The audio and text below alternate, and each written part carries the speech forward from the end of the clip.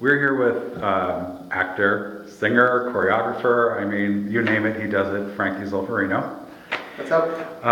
Why don't you talk a little bit about your introduction into the business? I know you're from Staten Island, and what did you start out with first? I am from Staten Island. I actually started growing up playing sports, which most people don't know. It's kind of strange how I made the transfer over to music, but I played sports till I was about 12 or 13. My mom decided to put me into an all-boys hip-hop class at a local dance studio where my sister used to dance.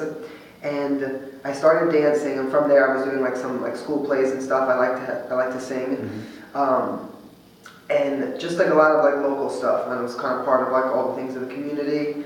And professionally, I started really doing things when I joined a boy band called WOW, and I was about 17. And that's kind of what opened the doors and led me to this point. What was it like being in a boy band at such a, I mean, obviously most of the boy bands are younger, 17, but what was that like being in a boy band? And it honestly was like probably one of the greatest experiences I've had, up to date. I learned so much about the music industry. I learned so much about myself, about music, just like the business and how kind of everything works. And I don't think that I would be at this point right now without that. And that was like a crucial kind of stepping point to what I'm doing right now. Okay. You toured Europe with Westlife. What was that like? That was honestly another incredible experience. Just being able to work with a group that's so successful, and we got to perform for 20,000 people every night, which is really cool.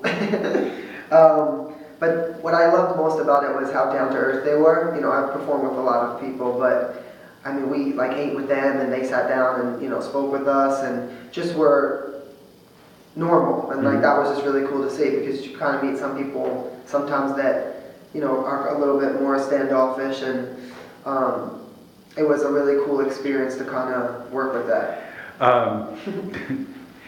Did you talk about being in a boy band with them, because they were technically a boy band back when I was growing up?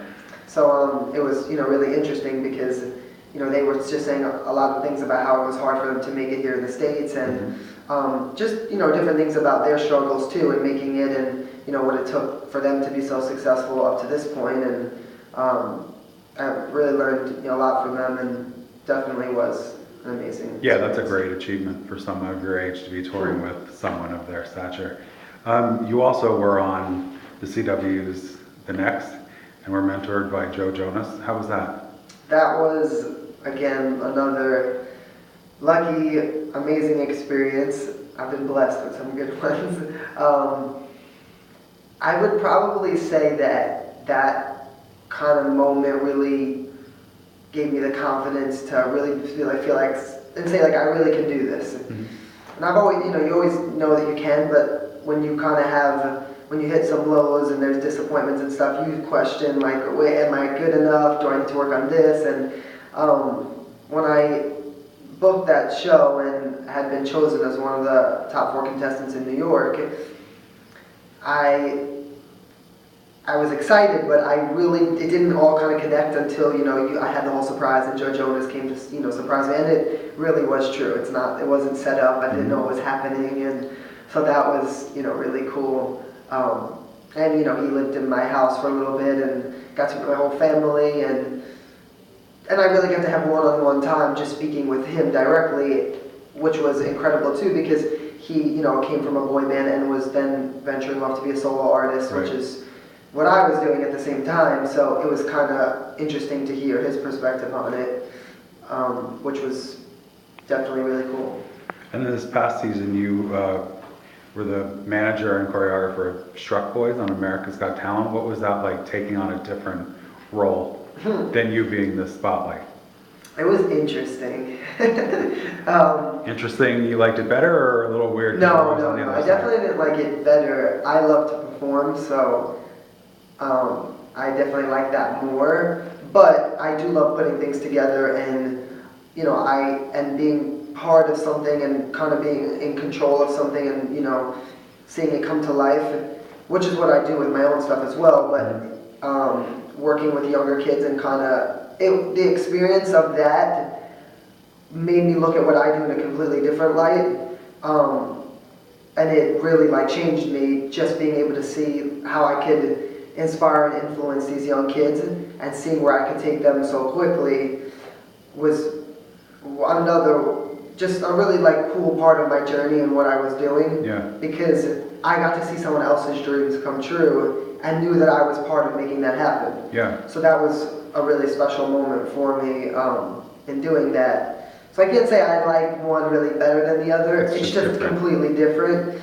But I had a great experience, you know, working with them on America's Got Talent, and it was definitely stressful, you know, because I was doing my own career and at the same time. So like traveling a lot and trying to make everything work, but it came together. So Awesome. Now you were also part of the Pop Explosion tour. What was that like going on tour? So, I mean, I've been on a lot of tours, which was cool about the Pop Explosion tour, was that it was a smaller thing, so you kind of got to, like, connect more with the other artists on the tour and kind of vibe more like that, and just with the fans, too, because it wasn't, you know, thousands of people where you kind of are almost, like, you can't really see them and stuff because there's so many things in between you guys. With this, it was completely different because I could actually just walk right outside the venue and go and speak, you know, with the fans and meet new people. And I like doing that because I think that it's important that the fans see that I'm a normal person too, and kind of getting to know me more than what you just see on stage, because Right. it's completely different. Yeah, I was going to say, it's got to be a difference. What, how would you describe your music? I would describe my music as dance inspired.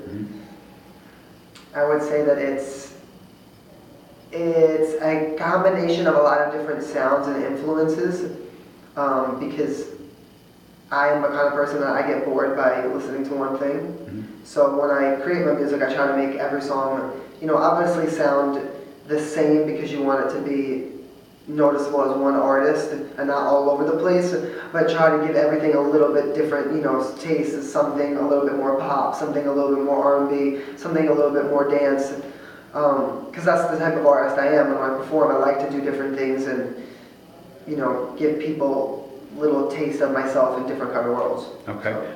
And what's coming up next for you?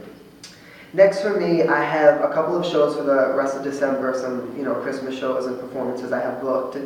And I am working on new music right now. I have about 2 songs I just finished. I'm going to work on about another 3. From there, I'll choose which one I want it to be my next single. And I have about 2 different tours that I could possibly go on. Nothing like really, really major, but big, and what'll be good for me to kind of get back out there again. And I'll probably go out there and promote my new single, depending on which one I choose. But I never really know because, you know, the unexpected always happens. Things pop up. So I can't really, there's no plan, there's no day, and, you know, it's just kind of like completely random. You know, I can walk down the street later and this had happened to me before in the city, walking down the street. That's actually how my manager found me. Wow. You know, and someone was taking a picture of me and he passed me. And then he turned around and he walked back and he tapped me on the shoulder. He's like, "Do you do music?" Like, yeah. And I was really cold because I'm thinking it's just a stranger off the street. Right. And so that's why I always say you really never know. You never know. People always ask me, like, "Well, what's your plans?" I'm like, I wish I had a plan, but I don't. Now, you also took part in an anti-bullying concert. I read something about, you know, that you fully support the cause. What is it about, you know, that whole area that Well, growing up when I was a kid, I'll never forget, but in intermediate school used to, like they say, monitor, which is like, supposed to be like a job, but it's, you know, for kids. I used to monitor the special ed, you know, kids at lunchtime and sit with them and, you know, kind of talk with them. And the other kids, you know, like my friends and stuff used to make fun of me and pass me because, you know, they thought, you know, in junior high you get teased for things like that. Absolutely. And, you know, they thought that was funny. I used to come home and be upset and tell my mom, like, you know, the kids are making fun of me because I'm sitting with the, you know, the kids at the special ed table. And she used to say, you know, don't listen to them, you know, you're doing a good thing and you know, you're doing what's right. And ever since I really was a kid, I've never really been bullied myself. I mean, I've been teased and stuff growing up, like, oh, you know, for dancing and things like that, but never really bullied, like thrown or like, you know, hurt or anything. I always, just growing up, had this thing where like I couldn't stand if I saw someone getting picked on. Especially someone that I felt like couldn't defend themselves, or, you know, you just go for that easy target, you know, a girl or, you know, a guy who was sitting there doing their homework and you could tell they're insecure and, you know, not, just nervous to be themselves. And I've always had like a soft spot for it. So like, it's just been something that like I can't, like I always say I'm blessed that God has given me talents, and, you know, I want to use them to my advantage and not just feel like I'm doing nothing with them. Right. So, and I feel like when people meet me, they wouldn't think that I would be that type of person, because I know where I wear like the leather clothes and like my hair. It's all about stereotypes. You know, and then people look at you and they're like, oh, you know, this kid probably bullied someone in, you know, in school. I probably just, you know, like somebody I up. completely, you know, get that, and that's really not me, because I'm completely against it. And, you know, it's just something that I feel strongly about. Like I've always have since I'm younger. You know, so don't bully. If you, or he's coming after you. I'm coming after you. That's right. Is there one person? Yeah, you could with those shoes. Is there one person that you would really love to collaborate with? Like, who's your dream collaboration? Oh man, that's really hard.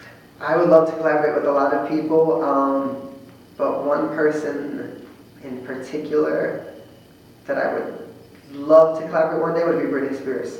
Okay. And did you have any? I know it's random.